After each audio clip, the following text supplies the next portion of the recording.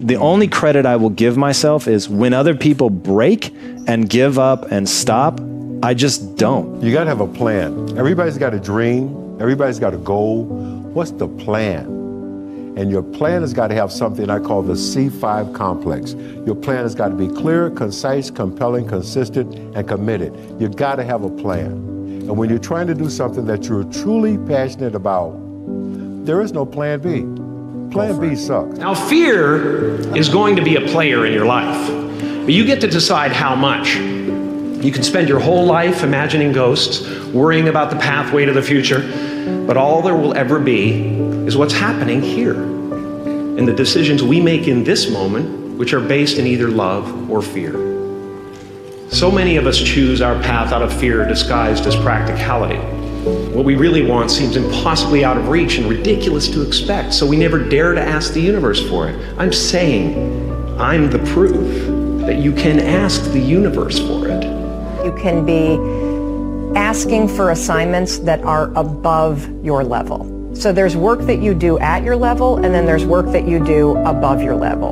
And the only way that you're going to be promoted to do work above your level is A, if you can demonstrate that you're capable of doing the work at your level, and B, if you are proactive in seeking out opportunities that expand your capability and give you a chance to work above the level that you're at. The way through the challenge is to get still and ask yourself, what is the next right move?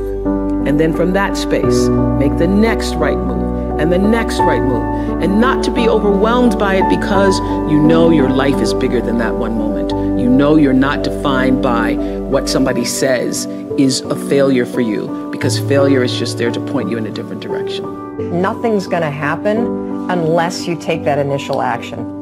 Nothing's going to happen, nothing's going to change unless you put down that pen in the meeting and you sit up and you pay attention and you listen for your opportunity to speak. Nothing's going to happen unless you push yourself to go in and make the ask for that assignment that scares you to death. My father could have been a great comedian, but he didn't believe that that was possible for him. And so he made a conservative choice. Instead, he got a safe job as an accountant. And when I was 12 years old, he was let go from that safe job, and our family had to do whatever we could to survive. I learned many great lessons from my father, not the least of which was that you can fail at what you don't want. So you might as well take a chance on doing what you love. But if you want to begin to move into your own personal greatness, if you want to begin to really enjoy a happy, successful, healthy life, you've got to be willing to go against the tide. You've got to be willing to harness your will and say, in spite of this, I'm in control here. I'm not going to let this get me down. I'm not going to let this destroy me. I'm coming back, and I'll be stronger and better because of it. You have got to make a declaration that this is what you stand for. You're standing up for your dreams. You're standing up for peace of mind. You're standing up for health. You want it. And you're going to go all out to have it. My philosophy was a very simple one. And this is where I think film plays a big part of my life. Rudy was one of my favorite films growing up. After watching that film, I come to understand if I could work that hard every day, with being blessed with the physical tools that I have, what would my career be? And I made a promise to myself from that day that I was going to work that hard every single day, so that when I do retire, I have no regrets. And that was the most important thing for me, is to leave no stone unturned, get better every single day. And if I lived that way, then over time, I'd have something that was beautiful. But that was my philosophy. It seems like a pretty simple one, but if you live your life to just get better every single day and do that for 20 years, what do you have? Select a person who is already doing something that you'd like to do. Get to know that person. Go to the experts for advice. Don't ask the person next door, your mother, father, brother, or the guy that works beside you, because they don't necessarily know. There's no point in asking a person how to earn a lot of money if they're only earning $10,000 a year. They don't know. If they knew, they'd probably be earning a lot. It's like, don't go to a sick doctor if you want to get healthy. Okay. So you find someone that you can go to for advice, Get a real good book and lock into that book and start to study it. Like, I've had this one that looks like a Bible, you know. But this is Napoleon Hill's book, Think and Grow Rich. I've been reading this thing now for 23 years. I'll probably read it for another 23 years. I get another good book that I brought over here today. It's called The Power of Your Subconscious Mind. Now, I'm not getting a commission for selling this. The author's dead now. He's been gone for a couple of years. But Dr. Joseph Murphy wrote this book, The Power of Your Subconscious Mind. And that's probably one of the best books that you're ever going to find, because you're going to learn something about your mind when you read this book. Okay. Now, I read a lot of books. I've got probably 1,000 books sitting in my den at home in my library. But the one that I carry it everywhere I go, and I read it all the time, is Think and Grow Rich. I never stop reading it. Now, where's the value for you to reread that and read it again? I mean, you must know it well enough that... I think I could probably recite it verbatim. But the secret is, I once read in a book where it said, when you read a good book through the second time, you don't see something in it that you didn't see before. You see something in yourself that wasn't there before. You see, when I read this, I create a greater awareness. The bow too tightly strung is easily broken, says one of the Proverbs. Balance is a gorgeous thing. So be monomaniacal in your execution around your high-value targets, your HVTs, your mission plan, but also build in some rewards. And that's going to send a gorgeous message to your conscious and your subconscious mind that, hey, this daily practice of execution around my deliverables is a beautiful thing. And you create this thing called momentum. And the monk who sold his Ferrari, I went back and I saw this recently. I think there's a whole chapter on momentum.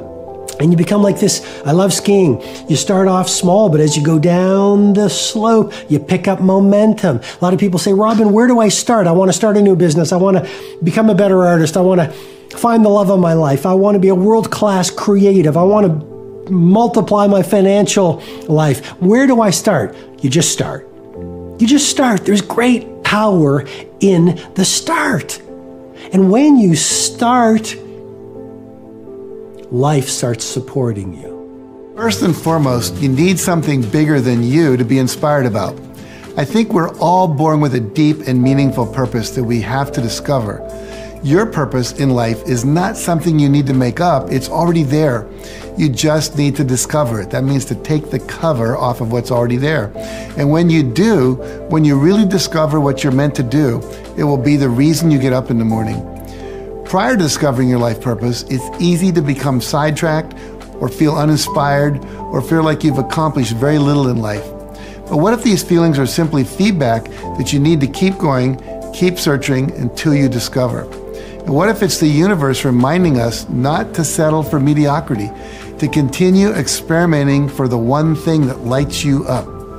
I also believe we're all born with a set of talents and interests that tell us what we're supposed to be doing. Lots of times they come so naturally to us, we overlook them. We think finding our purpose is supposed to be more profound or difficult, but what if it's right in front of you the whole time? Think about it. Have you ever wanted to study something that you loved, but the more logical route was to do what your parents or teachers or friends thought you should do? Well, maybe you wanted to be a potter or a musician or an artist, but ended up in business school because it was logical or sensible. If so, you're not alone, you're just off track. Maybe you really are meant to be a potter. As soon as we got tougher, as soon as we got less PC, as soon as we got that we didn't care what they said or thought about us, we got more successful. And we started doing deals. You cannot do, a lot of transactions without hurting feelings. The old saying about to make an omelet, you got to break eggs. And everybody that's ever had an omelet, there's normally some kind of eggshell in it because they can't get all the eggshell out. Collateral damage. Fred Smith, the founder of